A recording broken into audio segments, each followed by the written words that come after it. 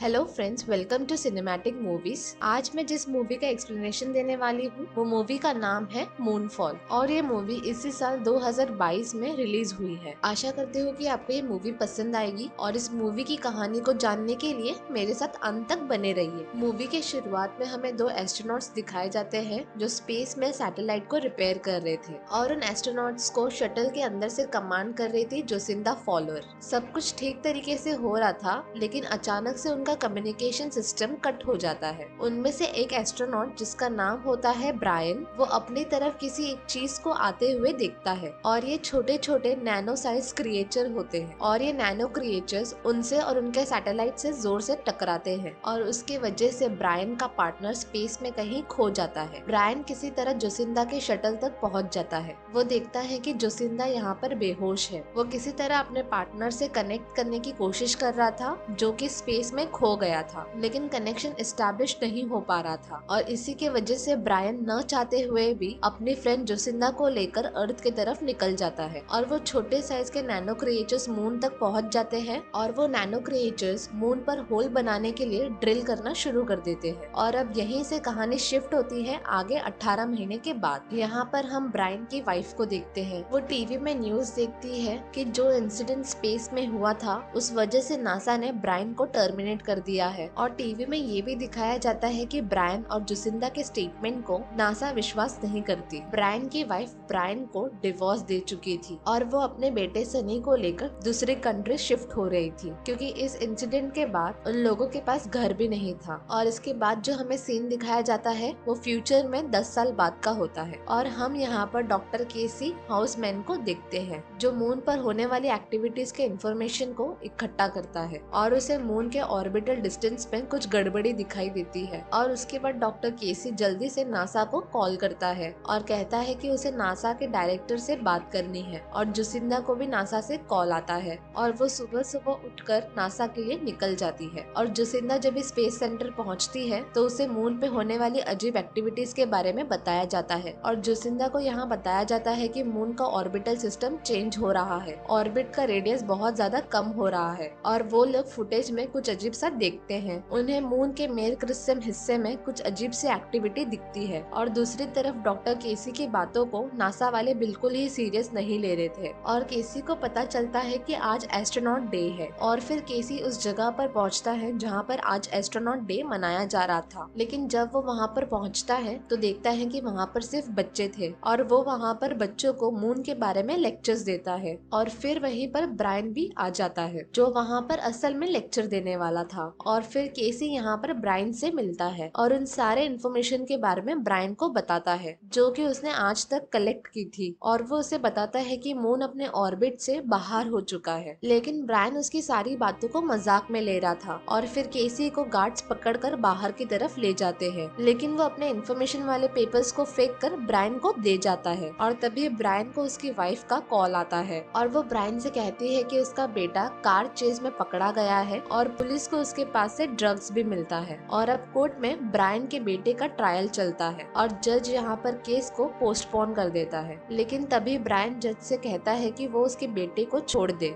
लेकिन जज उसकी बात नहीं सुनता और केस को पोस्टपोन कर देता है। और अब हम यहाँ केसी को देखते हैं जो कि अपने मदर से मिलने जाता है। उसकी मदर एक ओल्ड एज होम में रहती है और उसकी mother short term memory loss की वजह से सफर करती है, मगर केसी की मदर को अपने बेटे की डिस्कवरीज पर पूरा यकीन होता है और वो अपने बेटे केसी से कहती है कि तुम दुनिया को यकीन दिलवाओ कि तुम्हारी इन्फॉर्मेशन गलत नहीं है। और दूसरी तरफ हम स्पेस सेंटर में देखते हैं जहाँ जोसिंदा के कलीग ये बात करते हैं कि अब उनके पास सिर्फ 3 हफ्ते बचे हैं, जिसके बाद चांद के छोटे छोटे टुकड़े जमीन पर गिरने लगेंगे क्योंकि मून ने अपने ऑर्बिट को छोड़ दिया है और वो तेजी से पृथ्वी की तरफ बढ़ रहा है। और इससे बचने का बस एक ही हल है कि उन लोगों को मून पर जाना होगा और उस होल को देखना होगा और उन्हें इस बात का पता लगाना होगा कि उस होल के अंदर है क्या। और अब इन्हें पता चलता है कि किसी ने इस बात को ट्विटर पे पोस्ट कर दिया है और ये कोई और नहीं बल्कि केसी होता है। और यहाँ ब्रायन जो जॉर्ज के साथ होता है और वो भी इस न्यूज को टीवी में देखता है कि मून ने अपने ऑर्बिट को छोड़ दिया है और वो तेजी से पृथ्वी की तरफ बढ़ रहा है। और ये न्यूज देखने के बाद ब्रायन की एक्स वाइफ अपने फैमिली के साथ शहर छोड़ने के लिए निकल जाती है, लेकिन ट्रैफिक ज्यादा होने की वजह से वो कहीं भी नहीं जा पाती और अब नासा और यूरोपियन स्पेस एजेंसी मिलकर एक स्पेस प्रोजेक्ट को लॉन्च करती है ताकि वो मून में जाकर उस होल का इन्वेस्टिगेशन कर सके। और ये न्यूज अब पूरे संसार में फैल जाती है और सारी दुनिया के लोग पैनिक सिचुएशन में आ जाते हैं। और फिर हम ये देखते हैं कि ब्रायन इस न्यूज के बाद केसी के पेपर्स को पढ़ने लगता है और केसी के वेबसाइट पर भी विजिट करता है। और फिर हम ये भी देखते हैं कि नासा का स्पेसशिप मून तक पहुंच गया है। नासा के एस्ट्रोनॉट्स मून पर पहुंच जाते हैं और वो उस होल को ढूंढकर उसमें एक ड्रोन को भेज देते हैं। सारा इन्फॉर्मेशन पढ़ने के बाद ब्रायन केसी से जाकर मिलता है और उससे पूछता है कि ये सब के बारे में तुम्हें कैसे पता। तब केसी उसे जवाब देते हुए कहता है कि वो सालों से अर्थ और स्पेस के बारे में रिसर्च कर रहा था और तभी वो ब्रायन को बताता है कि मून के कोर में कुछ इशू है और इसीलिए मून अपने ऑर्बिट से निकल चुका है। और अब ड्रोन नीचे जाते जाते 25 किलोमीटर तक पहुंच जाता है, लेकिन फिर अचानक से ही वो ऊपर की तरफ आने लगता है और फिर मून का ऑर्बिट वापस से शिफ्ट होने लगता है और फिर उसी होल में से वो नैनो क्रिएचर्स बाहर आने लगते हैं और फिर वो जाकर स्पेस शटल पर हमला कर देते हैं और वो सारे एस्ट्रोनॉट के ग्रुप को मार देते हैं। जोसिंदा जब ये सब कुछ देखती है तो वो शॉक हो जाती है और वो सोचने लगती है कि आखिर में ये सब है क्या। मून पृथ्वी की तरफ बढ़ने के कारण समंदर का पानी भी शहर के अंदर आना शुरू हो जाता है और धीरे धीरे समुद्र की लहरें और भी ज्यादा तेजी से शहर की तरफ बढ़ रही थी। और वहीं पर ब्रायन किसी तरह से केसी को बचा लेता है और नासा का डायरेक्टर ये सब कुछ देखकर बहुत ज्यादा डर जाता है और सारी चीजों को देखकर वो अपनी फैमिली को इन्फॉर्म करता है कि हम सब यहाँ से निकलने वाले हैं। जोसिंदा जब ये सब बातें सुनती है तो वो अपने डायरेक्टर से कहती है कि क्या तुम यहाँ से भाग जाओगे और कोई तो ऐसी बात है जिस बारे में तुम मुझे नहीं बता रहे और जिसे तुम जानते हो। और वहीं नासा का डायरेक्टर जोसिंदा से कहता है कि अगर तुम्हें नासा के बारे में जानना है तो तुम जाकर एक आदमी से मिलो और क्लियरेंस के लिए वो उसे अपना कार्ड भी दे देता है। फिर जोसिंदा उस जगह पर पहुंच जाती है जिसके बारे में उसके डायरेक्टर ने उसे बताया था। वहां पर जाकर वो कुछ पुरानी रिकॉर्डिंग्स को चेक करती है और रिपेयर मशीन वाले फुटेज में वो उन नैनो क्रिएचर्स को देखती है और वहीं पर वो एक आदमी जिसका नाम होता है होल्डन फील्ड उससे मिलती है और वो जोसिंदा को 1969 के इंसिडेंट के बारे में बताता है जब लोगों को मून के क्रस्ट पर कुछ अजीब सा मिला था जो कि एक अजीब तरीके का लाइट था और नासा ने इस चीज को छुपाने की कोशिश की थी और वो मिशन रिपेयर से कनेक्टेड है, यानी कि उसी मिशन से जिसे हमने मूवी के स्टार्ट में देखा था। और जब ब्रायन ने भी इस बात को उठाने की कोशिश की तो उसे पागल कहकर जॉब से निकाल दिया गया और ये आदमी उसे ये भी बताता है कि वो टेक्नोलॉजी हमसे बहुत ही ज्यादा एडवांस्ड है और अभी हम तो उनके सामने स्टोन एज में हैं। जोसिंदा इस बारे में मिलिट्री से जाकर बात करती है जहाँ पर उसका एक्स हस्बैंड भी काम करता है, लेकिन वो जोसिंदा की एक भी बात को नहीं सुनता और वो मिलिट्री भी मून के अंदर नैनो क्रिएचर्स को डिस्ट्रॉय करना चाहती है न्यूक्लियर वेपन्स को इस्तेमाल करके। लेकिन इन सारी चीजों से अर्थ को भी खतरा होगा और वहीं पर जोसिंदा का एक्स हस्बैंड उससे अपने बेटे के बारे में भी सोचने के लिए कहता है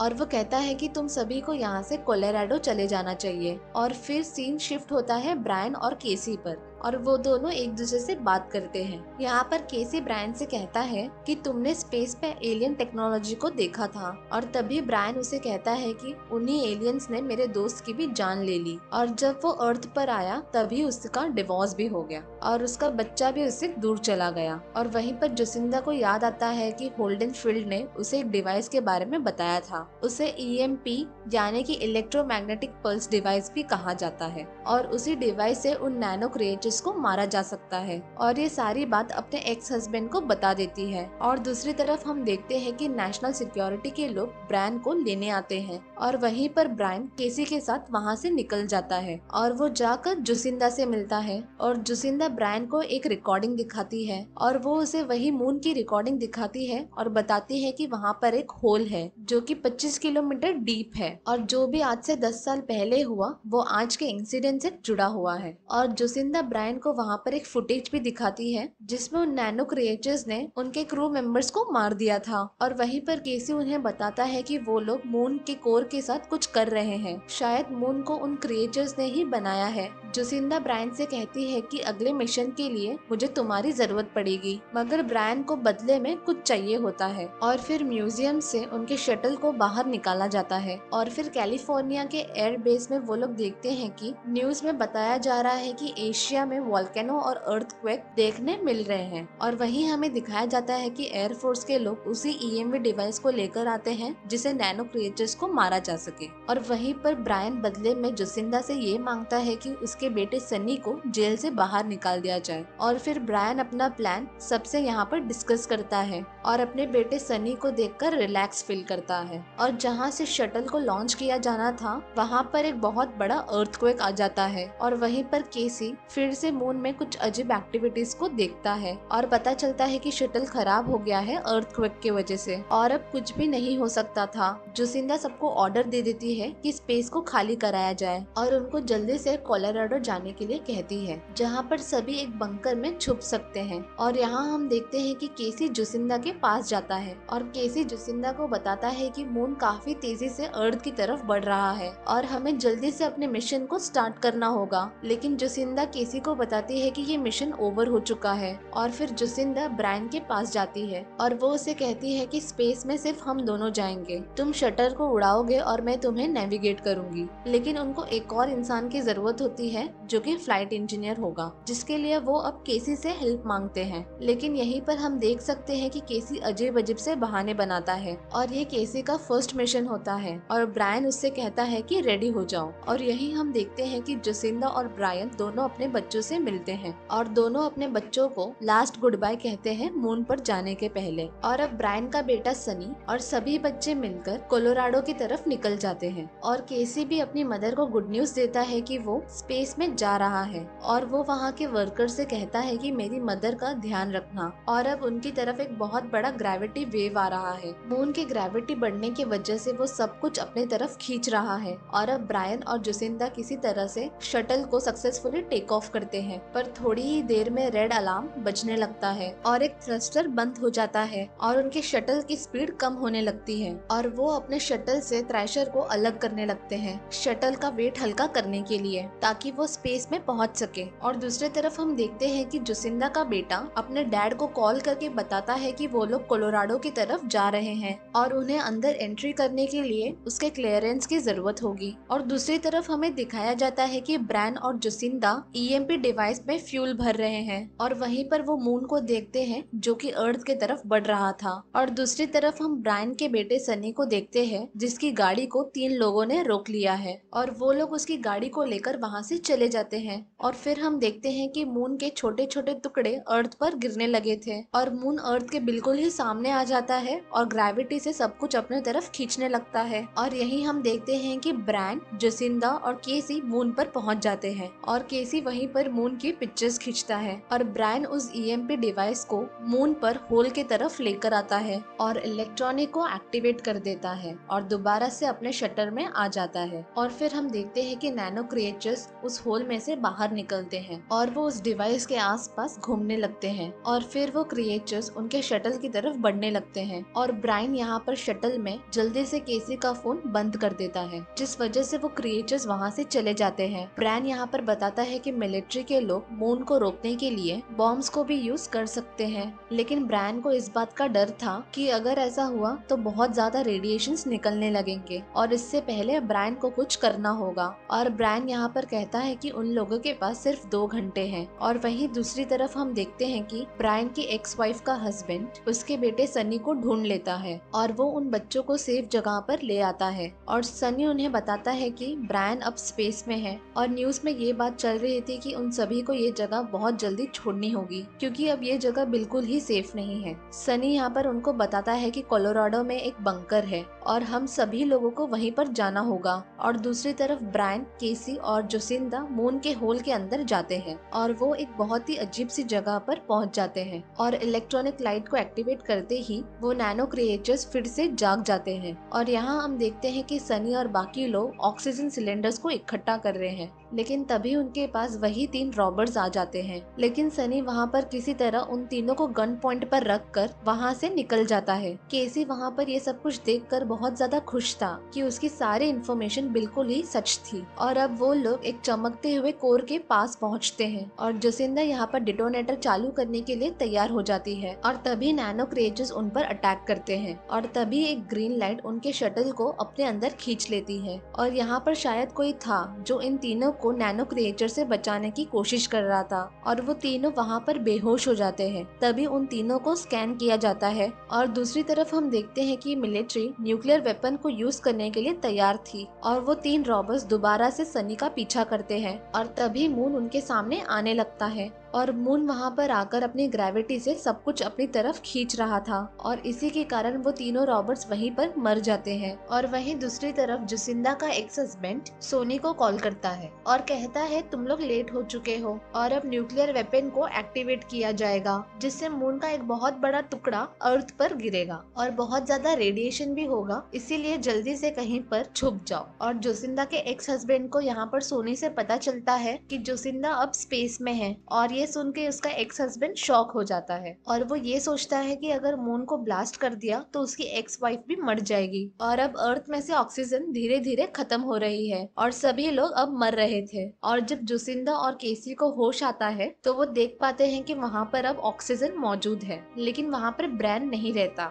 और वो दोनों बाहर जाकर ब्रैन को ढूंढने लगते हैं। और तभी वहाँ पर एक दरवाजा खुलता है और दोनों डरते हुए उस दरवाजे के अंदर जाते हैं और वहाँ पर शायद कोई है जो इन दोनों को गाइड कर रहा है। और फिर तभी हम अगले सीन में देखते हैं कि ब्रायन को होश आ गया है और वो यहाँ पर एक लड़के को देखता है जिसमें उसके बेटे सोनी की यादें हैं। तब ब्रायन उस लड़के से पूछता है कि तुम कौन हो। तब वो उसे जवाब देते हुए कहता है कि मुझे बनाया गया है, मुझे उन लोगों ने बनाया है जिन्होंने तुम्हें भी बनाया है। वो यहाँ पर ब्रायन को बताता है कि बिलियन ईयर्स पहले वहाँ पर लोगों का सिविलाइजेशन तेजी से बढ़ रहा था। वो सभी लोग टेक्नोलॉजी में बहुत ही ज्यादा एडवांस थे और वो सभी अपना घर स्पेस में बनाने लगे और वॉर जैसी चीज इस दुनिया में कभी थी ही नहीं और इस दुनिया को कंट्रोल करता था सेंट्रल सेल्फ लर्निंग कंप्यूटर। मगर एक दिन सब कुछ खत्म हो गया, इंसानों का बनाया गया सिस्टम ही उनके अगेंस्ट हो गया और वो उस टेक्नोलॉजी को जिससे भी खतरा था वो उन सभी को मिटाने लगे। और फिर तभी वो लड़का सोनी में बदल जाता है, मगर ये सोनी नहीं बल्कि कंप्यूटर का एक ऑपरेटिंग सिस्टम होता है और वो उसे बताता है कि इन सब के बाद वो लोग गैलेक्सी में कहीं सेफ जगह पर रहने लगे। वो लोग बड़े बड़े स्ट्रक्चर्स बनाने लगे जिनके अंदर बहुत ज्यादा ताकत थी और उन्हीं स्ट्रक्चर्स में से एक मून भी था। और कुछ समय बाद उसी टेक्नोलॉजी ने मून को ढूंढ लिया और फिर मून पर अटैक कर दिया। ये नैनो क्रिएचर्स उन टेक्नोलॉजिकल डिवाइसेस पे हमला करते हैं जिनके अंदर ऑर्गेनिक लाइट्स होते हैं और फिर वो उसे बताता है कि उन्हें एक ह्यूमन की जरूरत है जो उन नैनो क्रिएचर्स को वहाँ मून पर से हटाने का काम करेगा और इससे ये होगा कि मून दोबारा से अपने ऑर्बिट में आ जाएगा। और इसके बाद हम ब्रैन को देखते हैं जो कि बेहोश था और वो ये सब अपने ड्रीम्स में देख रहा था। जोसिंदा और केसी जब उसे उठाते हैं तो वो उन्हें बताता है कि उन्हें जल्दी से इन क्रिएचर्स को मारना होगा और इन्हें जल्दी से मून पर से हटाना होगा वरना ये पृथ्वी पूरी तरह से तबाह हो जाएगा। और वो ये तीनों देखते हैं कि वहाँ पर जो टेक्नोलॉजी थी उसने उनके शटल को ठीक कर दिया था। शटल का पावर ऑन होते ही वो क्रिएचर्स मून के कोर पर से हट जाते हैं और वो अब शटल का पीछा करने लगते हैं। पृथ्वी पर ऑक्सीजन की कमी होने की वजह से वहाँ पर सभी लोगों ने ऑक्सीजन मास्क पहनना शुरू कर दिया था और बहुत सारे लोग मर भी रहे थे। और सोनी और बाकी बच्चे जब आगे बढ़ रहे थे वहाँ पर चांद के बड़े बड़े टुकड़े जमीन पर गिरने लगते हैं और तभी सोनी वहाँ पर गिर जाता है और फिर हम देखते हैं कि मून अर्थ के एटमॉस्फेयर में आ चुका था और अब मिलिट्री के लोग न्यूक्लियर वेपन को एक्टिवेट करने ही वाले थे। लेकिन जोसिंदा का एक्स हस्बैंड ऐसा करने नहीं देता क्योंकि जोसिंदा अभी भी स्पेस में थी। दूसरी तरफ ब्रैन केसी और जोसिंदा से कहता है कि तुम लोग शटल लेकर यहाँ से चले जाओ और मैं बॉम्ब के साथ यही स्पेस में रहूंगा। लेकिन ब्रैन ऐसा कुछ करता उससे पहले केसी बॉम्ब लेकर स्पेस में रुक जाता है और फिर केसी ब्रैन से कहता है कि मेरी मदर से मिलना और उन्हें बताना कि मैं फेलियर नहीं हूँ और खुद को शटल से अलग कर लेता है। और अब जैसे ही वो क्रिएचर्स केसी पर अटैक करते हैं केसी वहाँ पर बॉम्ब को ब्लास्ट कर देता है और फिर हम अर्थ में देखते हैं कि सोनी भी बच गया है और फिर जोसिंदा शटल को लेकर होकर मून से निकल जाती है और फिर हम देखते हैं कि मून भी धीरे धीरे दोबारा से अपने ऑर्बिट में जाने लगता है। जोसिंदा ब्रायन को बताती है कि अब पृथ्वी बहुत ही सेफ है और आखिर में सब लोग एक दूसरे से मिलते हैं। और तभी ब्रायन को ये बात भी पता चलती है कि उसकी एक्स वाइफ का हस्बैंड जिंदा नहीं रहा। सोनी जब अपने फादर से केसी के बारे में पूछता है तब ब्रायन उसे बताता है कि उसी ने इस दुनिया को बचाया है और साथ ही में मून को भी। तब अगले सीन में हम केसी को मून पर देखते हैं। वो वहाँ पर अपनी एक बिल्ली को देखता है और वहीं पर वो अपने मदर को भी देखता है। वो ऑपरेटिंग सिस्टम केसी को बताता है कि वो अब मून का हिस्सा है। मून का ऑपरेटिंग सिस्टम केसी से कहता है कि हमें शुरू करना चाहिए। केसी तभी उससे पूछता है कि क्या शुरू करना है और केसी के इसी सवाल के साथ मूनफॉल की कहानी का दी एंड हो जाता है और इसी के साथ मेरी ये कहानी यहीं पर खत्म होती है। तो कैसी लगी आपको ये मूवी की कहानी? आशा करती हूँ कि आपको ये कहानी पसंद आई होगी और आप इस चैनल को लाइक, शेयर और सब्सक्राइब करना ना भूलें। वीडियो के अंत तक बने रहने के लिए आप सभी का धन्यवाद।